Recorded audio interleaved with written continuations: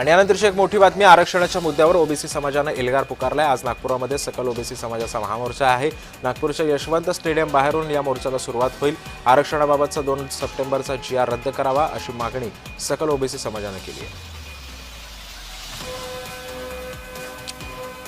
2 तारखेचा GR रद्द व्हावा या मागणीसाठी सध्या सकल ओबीसी समाज आता आक्रमक झालेला आहे।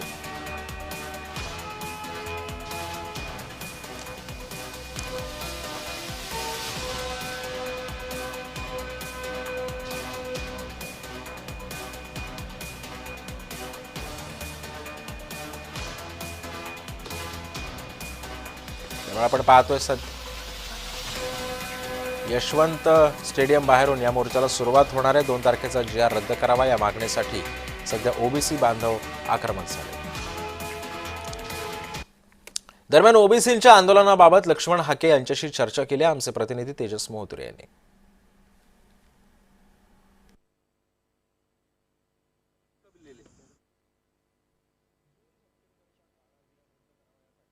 2 सप्टेंबरच्या काळा GR रद्द करावा यासाठी नागपुरात सकल महामोर्चा जो आहे ओबीसी बांधवांकडून आहे। या संदर्भात आपल्यासोबत बोलण्यासाठी ओबीसी नेते लक्ष्मण हाके आहेत। काय सांगाल, आज मोर्चाला पण उपस्थित असणार आहेत, काय मागणी एकंदरीत असणार आहे? कारण काळा GR आहे तो रद्द व्हावा यासाठी मागणी जी आहे ओबीसी नेत्यांची आहे। महाराष्ट्रामधल्या ओबीसींचं आरक्षण संपवणारा 2 सप्टेंबरचा गव्हर्नमेंट रिझोल्युशन जोपर्यंत रद्द होणार नाही, की जो गव्हर्नमेंट रिझोल्युशन हा संविधान विरोधी आहे, आरक्षणाची झोपडी उद्ध्वस्त करणारा आहे, जो GR सुप्रीम कोर्टाच्या निर्णयाचं अवमूल्यन करणारा आहे, जो लोकनियुक्त सरकारनं घेतलेला आहे, या धोरणाच्या विरोधामध्ये, या GRच्या विरोधामध्ये हा GR जोपर्यंत रद्द होत नाही तोपर्यंत महाराष्ट्रामधल्या ओबीसी आणि भटक्या विमुक्त जाती जमातीच्या लोकांना मी रस्त्यावर उतरवणार।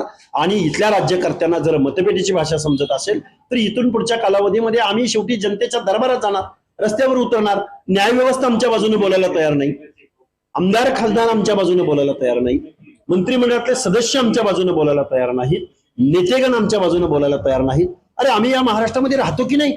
आम्ही 50-60% लोक आहोत आणि आमच्या समावेशाशिवाय जर तुम्ही इथं काही आमच्या डोक्यावरती लोकशाहीची मूलभूत तत्व पायदळी तुडवून जर तुम्ही काम करणार असाल तर आम्ही सुद्धा सत्तेच्या बाजूने आम्ही सुद्धा राजकारण करायला इथून पुढच्या कालावधीमध्ये सुरुवात करणार।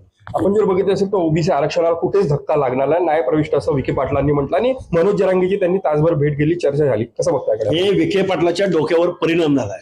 हा माणूस आता जरांगेची भाषा बोलतोय। या माणसानं पद्धतशीरपणे विसरलाय की तुमच्या 4 पिढ्या राजकारणामध्ये अहिल्यानगर जिल्ह्यामध्ये तुला आम्ही मतं दिली का नाही, पारनेरमध्ये आम्ही आहोत की नाही, आणि तू जर आमचा प्रतिनिधी असशील आणि तू जर आमच्या हक्क अधिकारासंदर्भात हाऊसमध्ये बोलत नसशील, आमच्या विरोधात बोलत असशील, आम्ही तुला मतं द्यायची का नाही द्यायची आम्ही ठरवू।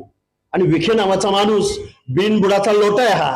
हा कधी काँग्रेसमध्ये मंत्री असतो, कधी शिवसेनेत मंत्री असतो, आता भाजपमध्ये मंत्री आहे। तो आहे कुठल्या नक्की विचाराचा? आणि आरक्षणाबद्दलचं जर तुझे एवढे निकृष्ट पद्धतीचे विचार असतील तर या माणसाला आम्ही निवडणुकीमध्ये निश्चित जागा दाखवू। आपण जर बघितलं असेल तर आजच्या ओबीसीच्या मोर्चाला विदर्भातील गावखेड्यातील संपूर्ण आहेत जे कार्यकर्ते येणार आहेत, मात्र काँग्रेसचे अनेक नेते आहेत त्या इथे उपस्थित नसणार, नाना पटोले असतील दिग्गज नेते ते नसणार आहेत। काय कसं बघताय? राहुल गांधी याची निश्चित दखल घेतील। राहुल गांधींना कितीतरी वर्षानंतर ओबीसीच्या हिताची उपरती झालेली आहे आणि ते जर ओबीसीच्या बाजूने बोलत असतील आणि पटोले, थोरात, चव्हाण यांना लोकसभेला आम्ही विधानसभेला आम्ही दाखवलंय, आम्ही सांगितलं होतं पृथ्वीराज बाबा चव्हाण तुम्ही अंतर्बली सराटीत जर भेट देणार असाल आणि वडीगोद्रीत येणार नसाल तर आम्ही तुम्हाला निश्चित जागा दाखवू आणि दाखवली। माजी मुख्यमंत्र्याला आम्ही पराभूत केलंय, त्यामुळे आमच्याकडे सुद्धा आम्हाला सुद्धा मताचा अधिकार आहे। आम्हालाही संविधानानं एक मत, एक व्यक्ती, एक मूल्य दिलंय। त्यामुळे जरांगे 10% जोरावर एवढी भाषा बोलत असेल, अरे आमच्याकडे तर 50-60% लोक आहोत आम्ही, त्यामुळे आम्ही सुद्धा मतदानातून तुमची जागा कुठं ठेवायची हे आम्ही दाखवून देऊ। हे होते आपल्यासोबत ओबीसी नेते लक्ष्मण हाके। तेजस मोहतुरे, जय महाराष्ट्र न्यूज, नागपूर।